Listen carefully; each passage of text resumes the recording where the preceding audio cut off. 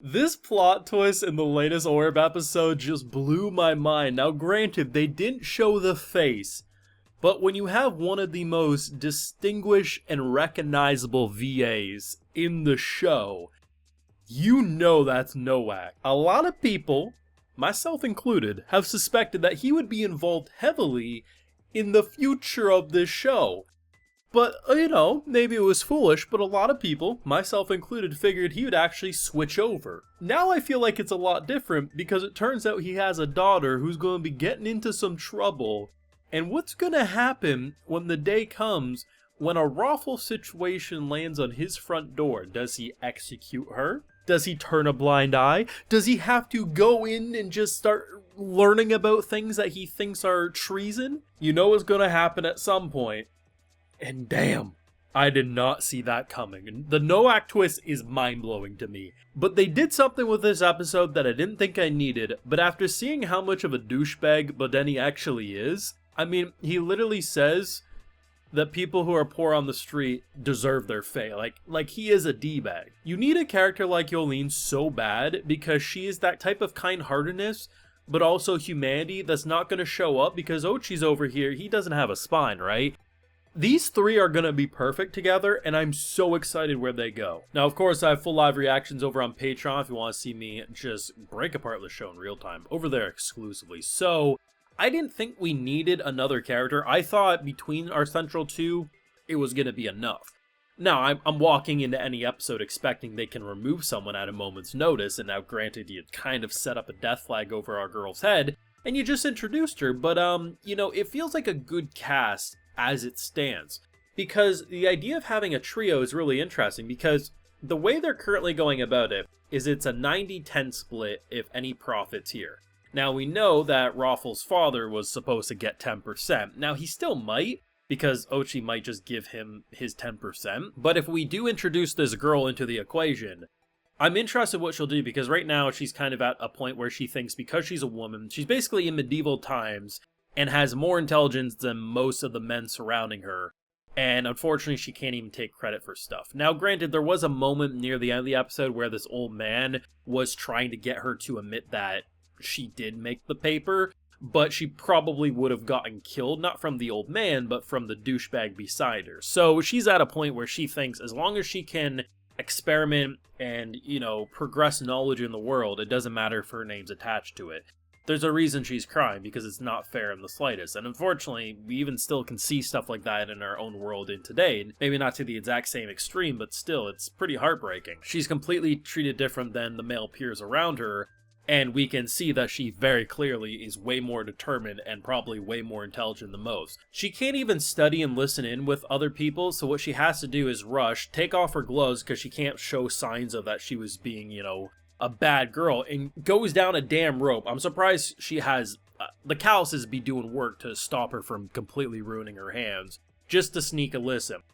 The fact that she's been able to be so intelligent without proper research notes is insane, so given access to proper research notes, or even stuff like, Raffle's research, is gonna be game-changing for her. Now, is it possible that Bodeni doesn't want to use her? Maybe.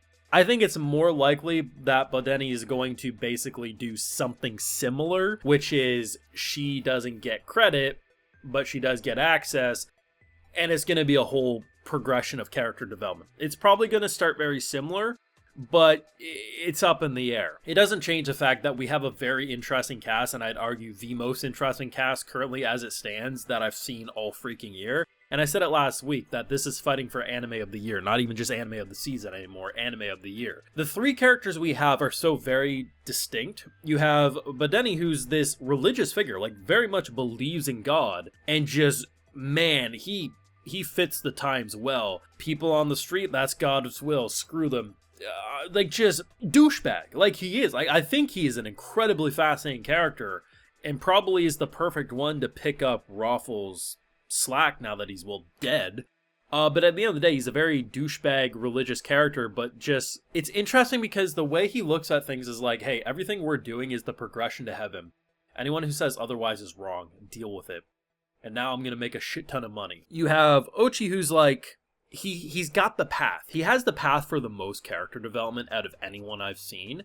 but he's got no spine, and he's very much a pushover. He's like the overly nice guy who just does as he's told, but you're waiting for that development when he says, go F yourself. And then you introduce our girl, and she's probably the initial character I've liked the most, even including our boy Raffle before he died. There's something about her VA, her mannerisms, and just the fact that you can tell she offers so much to this world, but was born in the wrong society and generation. But the idea that potentially being surrounded by these two, all of them can open up each other, because I think each of them has something they need to learn from the other. I think a character like Ochi offers a lot of humanity that someone like Badeni could really use.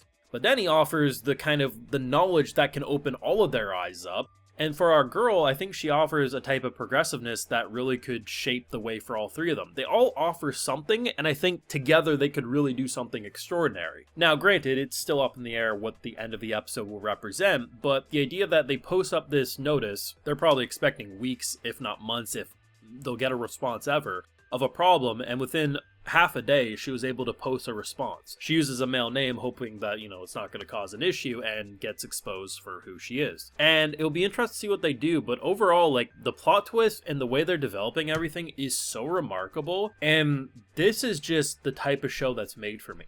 It's no freaking surprise that the source material, the manga, is award-winning in Japan, because this is the type of stuff that is just truly groundbreaking. It is fascinating how they blend religion meets science, and, it's interesting how many differing opinions you'll have at any character. Like, Nowak is a character, douchebag, but man, do you love to watch his character. Now introducing his daughter into the equation, I'm always willing to give you like a 0.1% chance I'm wrong with that, but that's his VA, man. Like, that's a very distinguished voice. Maybe easier to keep a bit of a mystery when you don't have a VA attached, but if you're going to cast someone as recognizable as him, you best know the community's going to latch on and know who that is. And interesting that they still kept his face a secret, but is he going to treat her the same way he treated Raffle? I suspect not. Maybe at face value, but I definitely think there'd be a prison break in that situation. Thoughts down below. I think this is the best episode yet with the biggest reveal. I think this is more shocking than any of the deaths. This is more shocking than any of the deaths, the fact that Nowak's daughter is about to get the Raffle treatment. Thoughts down below. Leave a like if you enjoyed. Subscribe if you're new around here. Of course, ring that bell. And like I mentioned, we got those full live reactions over on Patreon, and hey, while you're over there, I'll also give you a video shout out.